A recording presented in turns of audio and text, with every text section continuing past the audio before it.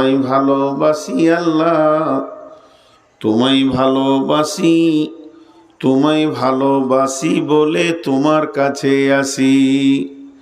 শকতে সে সন্তোষিতে ভরা একটি মাস, উষা হতে নিশাবতী থাকি উপবাস। আমি রোজা রাখবো কেমন করে? আল্লাহ রোজার রূপটা বলে দেন, রোজার বর্ডার বলে দেন। আল্লাহ নবীজি সলাতের বর্ডার বলেছেন যে তাসলিমু তাহলিলুহা ওয়া তাকবীরু তাহরিমুহা। তুমি যখন তাকবীরে তাহরিমা বাঁধবে এটা নামাজের শুরু হবে, আর যখন তুমি সালাম ফিরবে তো তোমার নামাজ শেষ হয়ে যাবে। তাহলে নামাজের একটা বর্ডার পেলাম।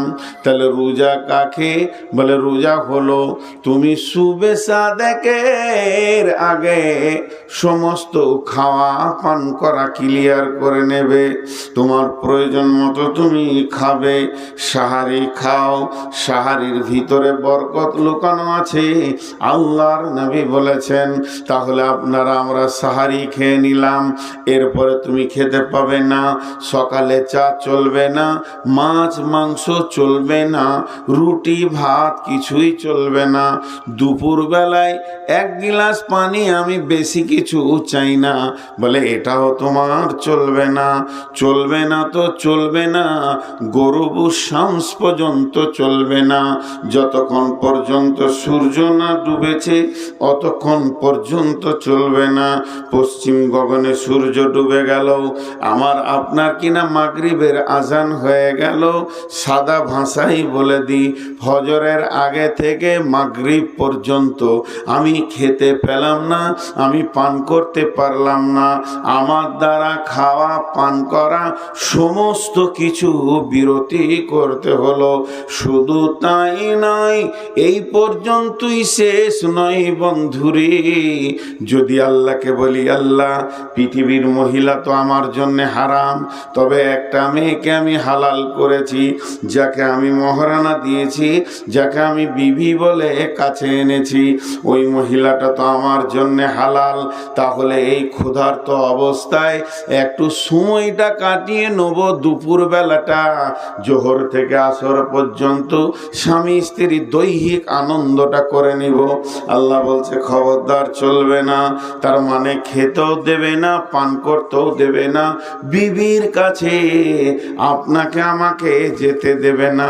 চারিদিক থেকে যেন আমি প্রতিবন্ধকতার ভিতরে পড়ে গেলাম। এখন আল্লাহ তাবারাক ওয়া তাআলা বলছেন, কেন আমি এই রোজাকে এত সম্মানী বানিয়েছি? ইন্নামা ইয়াতরুকু তাআমাহু ওয়া শারাবাহু। আর আমার গোলামেরা তারা আমার জন্য খাওয়াটা ছেড়েছে, আমার জন্য পান করা ছেড়েছে, আমার জন্য বিবির সঙ্গে সম্পর্ক ছেড়েছে। আমি আল্লাহ হুকুম করে দিয়েছি, তাদের জবানকে তারা বন্ধ করে দিয়েছে। এর জন্যে রোজার বদলা আমি আল্লাহ নিজে হব। তার মানে না খাওয়ার নাম হলো রোজা।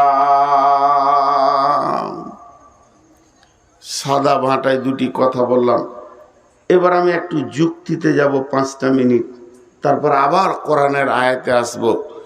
যুক্তিটা কি? যে আল্লাহ আমাদেরকে খেতে দিল না, পান করতে দিল না। একটা হলো মহব্বত, একটা হলো রাগ। একটা হলো মহব্বত, একটা হলো রাগ। জি, মানুষ রাগে, দুটা কথা আগে বেড়ে যাচ্ছে। আমার ভিতরেও রাগ আছে। যে পুরুষের রাগ নাই সে পুরুষ নয়, সে হিজড়ে। জিহাদের মতো ইবাদতটা করতে গেলে রাগের দরকার আছে। উজুবিহীন যেমন নামাজ হয় না, উজুবিহীন নামাজ হয় না, উজু ছাড়া নামাজ হয় না, রাগ ছাড়া জিহাদের মতো ইবাদতটা হবে না। রাগ ছাড়া মানুষের একটা অভ্যাস আছে, আমি যখন খুব যদি রেগে যাই 5 জন এসে বলবো আপনি মৌলবি মানুষ রাগ করছেন কেন? তার মানে মৌলবিদের জন্য জিহাদ কি মাপ আছে? মাপ নাই। তাহলে রাগ আমাকেও রাখতে হবে। আর পজিশন বুঝতে হবে যে মানুষকে কখন কথা বলতে হয়, কখন মিষ্টি বলতে হয়, কখন আমি রেগে আছি আপনি মিষ্টি করে বলেন, আপনি রেগে আছেন আমি মিষ্টি করে বলবো, তবেই পৃথিবী চলবে। জি ভাই, এক হুজুর মৌলানা সাহেব মানুষ বাথরুমে যাচ্ছে তাড়াহুড়ো করে বালতি নিয়ে, এখন ওর নিম্ন চাপ উঠেছে, এমন সময় গিয়ে একজন বলছে আসসালামু আলাইকুম। কেমন লাগবে? কাপড়ে পায়খানাই হবে। এই অবস্থায় পজিশন বুঝতে হয়। কিছু ছেলে আছে পজিশন বোঝে না। তো যে কথাটা আপনাদের সামনে আমি বলতে চাইছি যে একটা হলো রাগ আর একটা হলো মহাব্বত। রাগ কেমন? রাগ কাকে বলে? উদাহরণ, একটা ছোট একটা ভাই আছে, উদাহরণটা মন দিয়ে শুনেন। ছোট ভাই ক্লাস 3-তে কিংবা 4-এ পড়ে, স্কুল যায়নি। বড় ভাই এসে বলছে তুই স্কুল গেলি না? মানে স্কুল গেলি না কেন? তুই চুপ করে আছে, মারেছে একটা কানে চর। স্কুল যাবি না? বড় ভাই মেরেছে। ও রাগ করে নিলে ভাত খাবে না। মারলে কেন? উইও বাপের বেটা আমিও বাপের বেটা, আমাকে মারবে কেন? ভাত খেলো না, শুয়ে আছে। জোহরের নামাজ হয়ে গেল, শুয়ে আছে। মা ডাকছে, বোন ডাকছে, খাবো না। তখন মা বলছে বড় বেটাকে, মেরেছিস তুই? ডাকগা, খাইনি কো আজকে। ও রাগ করে। তখন বড় বলছে উনা খাগা, ওকে আমি ডাকতে দিতে পারবো না। এটা একটা কথা। আর খান খান, জি মৌলানা সাহেব এসছেন? বলে হ্যাঁ। নাস্তা খান? না খাও না। তো ভাত খান? না ভাত। রুটি খান? না খাও না। তা কাপ চা খান? দরকার নেই। তার একটা পান খান। এই খান খান এটা হলো মহব্বতের প্রতীক। আর খবরদার খাবি না, এটা হলো রাগের প্রতীক। অথচ আমার আল্লাহ লাখো মায়ের থেকে মহব্বত বান্দার উপরে বেশি রাখে। আল্লাহর দাবি মায়ের থেকে লাখো কোটি গুণের মহব্বত বান্দার উপরে আল্লাহ বেশি রাখেন। আল্লাহ যে কত মহব্বত, কেউ বলে 99টা মায়ের থেকে, কেউ বলে 1000 মায়ের থেকে, কেউ বলে কোটির। জি না, এর কোনো হিসাব নাই। একটা মায়ের মহব্বতের সঙ্গে আল্লাহর মহব্বতের কোনো তুলনা করা যাবে না, এত মহব্বত। কিন্তু বন্ধু, দুটোর মধ্যে পার্থক্য কি? যদি কোনো ছেলে না খেয়ে রাগ করে, মা বেচैन হয়ে যায়, বেটা খেয়ে নাও। যদি কোনো ছেলে না খেয়ে রাগ করে, মা বেচैन হয়ে যায়। আর আমার আল্লাহ দাবি করছেন আমার মহব্বত বেশি। আবার পুরা একটা মাস আমাদেরকে একদম শুবে সাদেক থেকে সূর্য ডোবা পর্যন্ত খাওয়া পানাহার থেকে বিরত রেখে দিয়েছে। তাহলে কাজের সঙ্গে দাবির তো মেল হচ্ছে না। আল্লাহর দাবি মহব্বত বেশি, কিন্তু কাজের দিকে এগিয়ে দেখছি আমার রব কিন্তু কাজের ময়দানে গজবটা বেশি দেখাচ্ছে। জি না বন্ধুরে, চলেন আবার আয়াতে যাই। বিসমিল্লাহির রহমানির রহিম। ইয়া আইয়ুহাল্লাযীনা আমানু, হে ঈমানদারেরা, কুতিবা আলাইকুমুস সিয়াম, হে আমার গোলামেরা, ওরে আমার মুমিন বান্দারা, তোমাদের উপরে আমি রমজান মাসের সিয়ামকে ফরজ করে দিলাম। একদম অপরিহার্য বিবেক যদি তোমার থাকে, যে শর্তগুলিতে তুমি মাপ পাবে, সফরে পাবে, অসুস্থতে পাবে, পরবর্তীতে রেখে নেবে, মেয়েদের মেন্স হলে পাবে, পরবর্তীতে রেখে নেবে, সমস্ত শর্তকে ধরে বাদ দিয়ে তোমাদের ওপরে আমি ফরজ করে দিলাম। যেমন ফরজ করেছিলাম তোমাদের পূর্বপুরুষের ওপরে। এখন যদি আল্লাহকে জিজ্ঞেস করি, মাবুদ তুমি এত কঠিন একটা ইবাদত দিলে, লাভটা বলে দাও। আমার রব বলছেন লাআল্লাকুম তাত্তাকুন লাআল্লাকুম তাত্তাকুন। রোজা একটা ডাইসের নাম, রোজা একটা ফর্মার নাম। ইটের যেমন ফর্মা আছে, টালির ফর্মা আছে, ওখানে মাটি দিলে ইট হয়ে যায়, ওখানে মাটি দিলে টালি হয়ে যায়, তেমনি রোজা একটা ফর্মার নাম। এর ভিতরে যে ঢুকবে ও মুত্তাকি হয়ে যাবে। আমি রোজাকে এমন প্যাটার্ন দিয়ে বানিয়েছি, রোজার ভিতরে ঢুকলি অটোমেটিক সে মুত্তাকি হয়ে যাবে। লাআল্লাকুম তাত্তাকুন। আমি বান্দা তোমাদেরকে না খাইয়ে রাখছি, তোমাদেরকে আরো আপারে তোলার জন্যে। তুমি বুঝবে না, তোমার সে জ্ঞান নাই, তোমার বুঝার সে জ্ঞান নাই। আমি তোমাদেরকে মুত্তাকি করতে চাইছি। কোরআন হাদিসের ভিতরে, কোরআন এবং হাদিসের ভিতরে যতগুলো সাতা আছে, যতগুলো দরজা আছে, যতগুলো ক্লাস আছে, যতগুলো সেকশন আছে, সব থেকে দামি সেকশন হচ্ছে মুত্তাকি, পরেজগার হওয়া। মুত্তাকি পরেজগার হওয়া। আল্লাহ বলছে তোমাদেরকে আমি রোজাতে মুত্তাকি বানাই। তোমরা মানবে না, আমি বানাই। তোমরা মানবে না, আমি বানাই। আমি মেহেরবান, তোমাদেরকে আমি ক্যাপাসিটি করে বানিয়ে নিই। যেমন একটা উদাহরণ দিব আপনাদেরকে, উদাহরণটা মন দিয়ে শুনলে বুঝতে সুবিধা হবে। ভাই, আল্লাহকে সাক্ষী রেখে বলছি, মিথ্যা বলিনি। ওই আল্লাহকে আমাকে জান দিতে হবে, কিয়ামতের মাঠে যেতে হবে। প্রচুর সুগার বেড়ে গেছে, 3-4 দিন হলো। যাক, আর একটা জালসা আছে, তারপরে ডাক্তার দেখাবো ইনশাল্লাহ। রমজান মাসে আবার অনেকগুলো সফর আছে, বাংলাদেশে যেতে হবে 15 দিনের জন্য। জালসা নেই, আমি নিজের কাজে যাব। তো যাই হোক, আল্লাহ বানাচ্ছে, আমরা বানবো না, আল্লাহ বানাচ্ছে। সেটা কেমন একটা উদাহরণ দিচ্ছি। আমরা যে নামাজের রুকুনগুলো চেঞ্জ করি, একটা তকবীর পড়ি। তকবীরটা কি বলি? আল্লাহু আকবার বলি না ভাই? একটা তকবীর আমরা সবাই বলি, ইমাম সাহেব বলে, আমরা উঠা বসা করি। সেই তকবীরটা কি? আল্লাহু আকবার। কিন্তু নামাজ, সালাত কাকে বলে? তকবীরে তাহরিমা থেকে শুরু হলো, সালাম ফেরাতে গিয়ে শেষ হবে। সালাতের ভিতরে কোনো চিন্তা করা যাবে? জি ভাই, আপনারা মুখ খুলেন। সালাতের ভিতরে কোনো চিন্তা করা যাবে? এই যে মাধ্যমিক পরীক্ষা হয়ে গেল 3 দিন আগে, এই ছেলেগুলো যদি 0 পায়, লাভ হবে? একবার আপনারা আমার সঙ্গে 2 মিনিট কথা বলেন। 0র কোনো মূল্য আছে? ডান দিকে যদি বসে,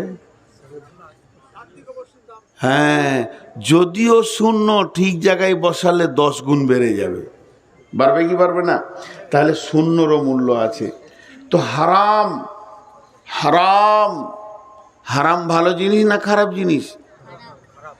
সবাই বলেন হারাম ভালো না খারাপ? জি, কিন্তু হারাম খারাপ। কাবা শরীফের নাম হচ্ছে হারাম শরীফ। কাবার নাম হারাম। মক্কাওয়ালারা জিজ্ঞেস করে হারাম হারাম, গাড়িওয়ালারা বলবে হারাম হারাম হারাম। আপনি হারামে যাবেন, তাহলে ওটা ভালো না খারাপ? এবার ভেজাল লেগে গেল, ওটা ভালো। এবার পৃথিবীর সব থেকে বড় ইবাদত হচ্ছে সালাত।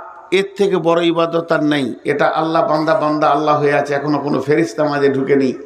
তো এই এই এই সালাতের প্রথম তাকবীরটার নাম কি? তাকবীরে তাহরিমা। সবাই বলেন তাকবীরে, বাংলায় বলেন হারাম তাকবীর। ওর নাম হারাম কেন হলো এবার বলেন? হারাম দিয়ে শুরু হলো নামাজ, আর শেষ হবে হালাল দিয়ে। কেন হারাম বলা হলো সবাই আপনারা জানেন, তাও বলে দিছি। আল্লাহ তাবারক ওয়া তাআলা নবী বলতে চাইছেন, যখন তুমি ওই তাকবীরটা পড়বে, তাকবীরে তাহরিমা, তার মানে তোমার দুনিয়া চিন্তা হারাম হয়ে গেল, ঘর বাড়ি চিন্তা হারাম হয়ে গেল, তোমার কাছে আর কোনো চিন্তা থাকবে না। আবার যখন তুমি সালাম ফিরবে, তোমার জন্য সব হালাল হয়ে গেল। ছেলের চিন্তা, বিবির চিন্তা, সংসারের চিন্তা, কারবারের চিন্তা, ব্যবসা বাণিজ্য, চাষবাস, চাকরি বাকরি, সমস্ত চিন্তা হারাম। তাহলে মধ্যখানে কিছুক্ষণ আপনাকে পৃথিবী থেকে বিচ্ছিন্ন হয়ে যেতে হবে, পৃথিবীর কারবার থেকে বিচ্ছিন্ন হতে হবে তাকবীরে তাহরিমা থেকে সালাম ফেরা পর্যন্ত। এবার বলেন ওই সময় আমার মনটা কেমন থাকবে?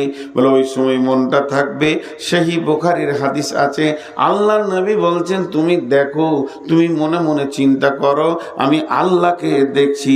যদি তা না পারো, এত আপার লেভেলে যদি না যেতে পারো, এর থেকে লোয়ার আর একটা চিন্তা আছে, আমাকে আমার আল্লাহ দেখছে।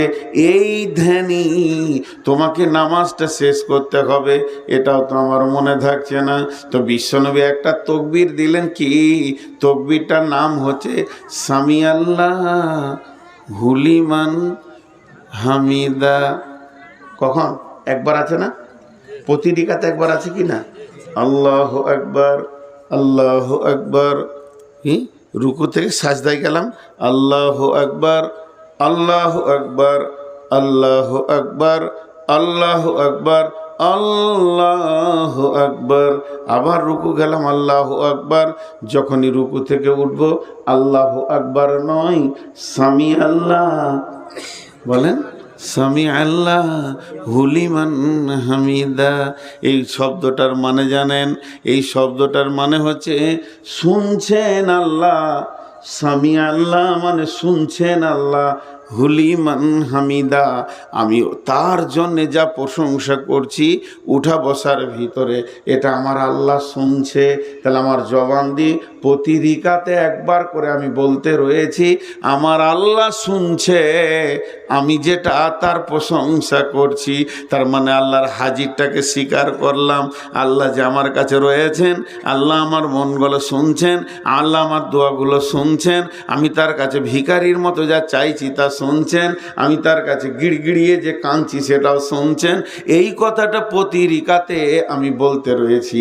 আমার রব বুঝবেন যে আমার গোলাম আমার হাজিরিকে স্বীকার করে নিয়েছে, যাতে করে নামাজটা কবুল হয়ে যায়। বন্ধুরে আমার, তেমনি আমার আল্লাহ বড় মেহেরবান, সারা বছরে একটা মাসকে আমাদেরকে দিয়ে দেয়। যত গুনাহ করেছিস এমন একটা আগুনের ভাঁটিতে আমাদেরকে ভরে দেয়। সেই ভাঁটিটার নাম হলো না খাওয়া ভাঁটি। না খেয়ে বান্দা যখন ধুকে ধুকে কষ্ট পায়, লোহাকে সোনাকে মানে ভাঁটিতে ভরে, তার দাম বাড়ানোর জন্যে, দাম কমানোর জন্যে নয়। তার কাছ থেকে জং ছেড়ে যাবে, ময়লা ছেড়ে যাবে, খাতগুলো চলে যাবে, সলিড সোনাটা দাঁড়িয়ে যাবে। তো আল্লাহ তাবারাক ওয়া তাআলা বলছেন আমি রোজাটাকে একটা ভাঁটি বানিয়েছি, একটা আপনার কিনা ওই ফর্মা বানিয়ে দিয়েছি। এই ফর্মাতে যতজন ঢুকবে লাআল্লাকুম তাত্তাকুন, প্রত্যেকেই মুত্তাকি হয়ে যাবে। একবার বলেন সুবহানাল্লাহ। এমন একটা ইবাদত আল্লাহ আমাদেরকে দিয়েছে যে ইবাদতের মাধ্যম দিয়ে আমরা মুত্তাকি হয়ে যাব, মুত্তাকি হয়ে যাব, মুত্তাকি হয়ে যাব। এর থেকে আর সুখবর কি আছে ভাই? এর থেকে আর কি সুখবর আছে? আল্লাহ আমাদেরকে বানিয়ে নিছেন। আহা, আপনারা কি করতেন জানি না। আমার নিজের একটা জীবনী ছোট কথা বলি। আমার বড়টা, আমার বোন আছে একটা, তারপরে আমি, আর আমাকে পৃথিবীতে রেখে আমার মা আল্লাহর ডাকে চলে গেছেন। তো আমি মাকে মনে পড়ে হালকা চেহারাগুলো, মায়ের আদর জানি না। তবে আব্বা অনেক দিন বেঁচে ছিলেন আমার বিয়ে হওয়া পর্যন্ত, বাকি ওই ছোট বয়সে মা গেছে। তা আমার বড়টা আমার বোন, দুই ভাই বোনে প্রাইমারি স্কুল যেতাম, বুঝতে পারছেন কি না? স্কুল যাওয়ার কারণ কি, সকালে উঠি গোসল করে প্যান্ট জামা পরে রেডি হতাম, মনে হতো যেন অফিসে চললো, এত ব্যস্ত আর কি। কেক দেবে, কেক, স্কুলে কেক পাওয়া যেত আমাদের জামানা, এখন তো ভাত খাওয়াচ্ছে। তো কেকটার লোভে সেই ছোট বর্ণ পরিচয় বইটা নিয়ে দৌড়তাম। আর ছুটির ঘন্টা একটু সাউন্ড পেলেই বই পড়ে থাকতো, মারতাম দৌড়। ওই বইটা আমার বোন কুড়িয়ে আনতো প্রতিদিন। এ ছিল জিন্দেগি, আনন্দ। যে ওই যে একটা কেক সরকার থেকে বরাদ্দ ছাত্রদেরকে দাও, তার লোভে আমি এগিয়ে যাচ্ছি। তো আল্লাহ তাবারাক ওয়া তাআলা আমাদের জন্য কি রেখেছেন দেখেন, কত বড়। ছোট্ট করে একটা উদাহরণ দিব। এই উদাহরণটার ভিতরে আপনারা অনেকগুলি কথা পেয়ে যাবেন। আপনাদের এখানে অনেক ইট ভাটা আছে না? বাংলা ভাঁটাও আছে, ইটের ভাঁটা চলে। তো যে মিস্ত্রি ইট বানাবে ও একটা কোদাল আর বালতি নিয়ে বের হয়েছে বাড়ি থেকে, 2 বালতি পানি মেরে দিল মাটিতে, এবার কোপ মারতে শুরু করেছে। তো মিস্ত্রি যখন কোপ মারতে শুরু করেছে তখন মাটি মিস্ত্রিকে বলছে, আমাকে কোপ মারছো কেন, আমি কি করলাম? তো মিস্ত্রি উত্তরে মাটিকে বলছে, এটা উদাহরণ, ভাবিয়েন না যে কোথাও এরকম হয়েছিল বা বুখারী মুসলিমে আছে, তাহলে তো বিপদ। কালকে যদি বলেন হুজুর হাদিসটা কত নম্বর, তাহলে তো আমার আর জান থাকে না। এটা উদাহরণ দিচ্ছি। মাটি মিস্ত্রিকে বলছে, ভাই তোমার কি করলাম, এত কোপ মারছো কেন? তো মিস্ত্রি উত্তরে বলছে, চুপ কর, তোরই দাম বাড়বে। চুপ কর, তোরই দাম বাড়বে, তুই তুই কোপ খা। দিয়ে কোপানো হয়ে গেল, এবার পানি আর বালু দিয়ে লাত মারছে। লাত মারলে দাম বাড়ে না কমে? আপনারা উঠে এসে যদি আমার বুকে একটা লাত মেরে দেন, দাম বাড়বে। এই মোবাইল বন্ধ করো, মোবাইলের লাইট আমি নিতে পারি না, মাথা ঘুরে পড়ে যাবো বলছি। আর তোদের এই বয়সে মোবাইল, এত বড় মোবাইল। আরে বাপ, বিয়ে হয়েছে? তোর বাপকে বলবি তাড়াতাড়ি বিয়ে করতে হবে তোদেরকে, একদম লেট করা যাবে না। তো মিস্ত্রি বলছে চুপ কর, তোর দাম বাড়বে। এবার যখন লাত মারতে শুরু করেছে তখন মাটিটা বলছে, তুই বললি আমার দাম বাড়বে, তো লাত খাইছিস কেন? বলে চুপ কর, লাত খা, তোরই দাম বাড়বে। এবার ওকে রোদে শুকালো। রোদে যখন শুকাচ্ছে তখন মিস্ত্রিকে দেখে ইট বলছে, একটু পানি দে ভাই, ভিতর টান মারছে। চুপ কর, পানি দিলেই তোর দাম কমে যাবে, পানি না দিব তো তোর দাম বাড়বে। ওটা সহ্য করলো। এরপর ভাঁটিতে চড়িয়েছে, এবার কালো কয়লাটা পাশে এসেছে। কয়লাকে দেখে ইট বুঝে নিয়েছে মাল খারাপ, ও নিজে জ্বলবে আমাকে জ্বালাবে, নিজে জ্বলবে আমাকে জ্বালাবে। তখন মিস্ত্রিকে ডেকে বলছে, ভাইয়া প্রথমে আমাকে কাটলি, ধৈর্য ধরলাম, লাত মারলি, কিছুই বলি নাই, ফরমাতে ভরে 2টা কিল মেরেছিস, সেটাও সহ্য করেছি, রোদে শুকাইলি, পানি দিলি না, এখন এমন একটা কাজ শুরু করে দিয়েছিস, এই আগুন জ্বলবে আমাকেও জ্বালাবে, এখন কি বলছিস বল? বলছে ভালো করে পুরবি তো বেশি দামটা হবে, আর ছালট হয়ে যাবি তো লোক নিয়ে গিয়ে রাস্তায় ফেলে দিয়ে তোর মুখে জুতা মারবে, আর ভালো করে পুরবি তো কাজ লাগবে। এবার ইটটাই এ গ্রেটে পুড়েছে। তখন মসজিদওয়ালা, মাদ্রাসাওয়ালা, আপনারা মসজিদ বানাবেন, গিয়ে ইটটাকে ধরেই বলছেন, এটা কই দাম নেবেন বলেন, এটার দাম যা লাগবে এই মালটাই আমাদের মসজিদে লাগবে। তখন ইট বলছে, বন্ধুরে কত লাত খেলাম তোর খবর নাই, বন্ধুরে কত কোপ খেয়েছি, ভাটিতে পুড়েছি, জ্বলেছি, আজকে আমি যদি মসজিদের দেওয়ালে লেগে যাই, কিয়ামত পর্যন্ত দাঁড়িয়ে দাঁড়িয়ে তেলাওয়াত শুনতে পাবো, আজান শুনতে পাবো। আমি যদি স্কুলে মাদ্রাসায় লেগে যাই, আমার কাছে লোক শিক্ষা গ্রহণ করবে। তাহলে আজকে বুঝেছি কোন জায়গা থেকে এসে কি দাম লেগেছে।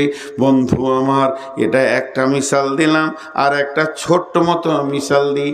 আমাদের বাম পাশে যারা রয়েছে মা বোন, এখানে সব মেয়ে ছেলে আছে, এরা সোনা পরে কানে, নাকে, হাতে, গলায় সোনা পরে, কথা বলে না, ঘুমিয়ে গেলে পানি খাই।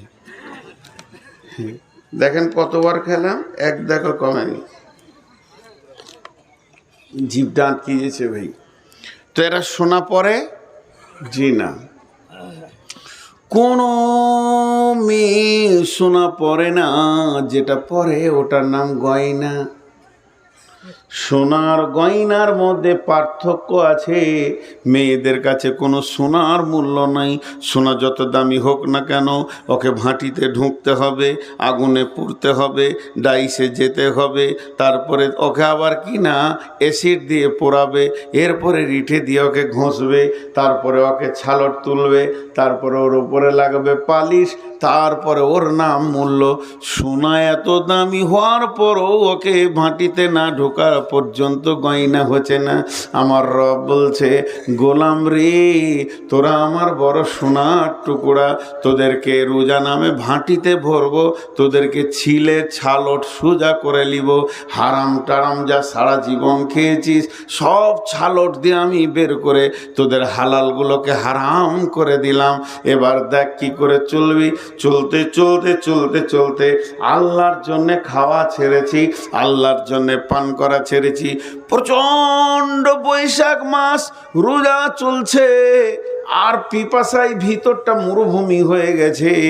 কোনো কারণে আপনি মায়ের ওষুধ আনতে চলে গেছেন বহরমপুরে, ওষুধ পাওয়া গেল না বলে এই ওষুধটা একমাত্র বেলডাঙ্গা একটা ফার্মেসিতে পাওয়া যায়, সেখানে চলে গেলেন। ওষুধ নিয়ে যখন বাড়ি ঢুকছেন 1:30 বেজে গেছে, পিপাসায় মনে হচ্ছে বুক ফেটে গেছে, মাথা তাঁ করে ঘুরছে। বিবিকে বললেন কলটা চেপে দেন, কিংবা সাবমার্সেল চালিয়ে দিলেন। মাথার ওপরে ঠান্ডা পানিটা গোটা গা দিয়ে বয়ে পড়ছে। তখন আপনি মুখটা টিপে বন্ধ করেছেন। যদি 2 ঢোক খেয়ে এলেন, ভিতরে যদি চলে যায়, ভিতরে চাহিদাটা মিটে যাবে। কেউ দেখতে পাবে না, গাঁওয়ালা দেখবে না, বিবি বুঝতে পারবে না, ছেলে দেখবে না, দেশওয়ালা দেখবে না, ইমাম মজ্জেন দেখতে পাবে না, হাজি গাজি বুঝবে না যে পানি পান করে নিয়েছেন। সম্মান আপনার থেকে যাবে রোজাদার বলে। কিন্তু আপনার বিবেক বলছে পৃথিবীর কেউ না দেখলে আমার রব জেনে নিবে গোলাম খেয়ে ফেলেছে, রোজা আমার হবে না। তখন আমার আল্লাহকে কত ভালো লাগে।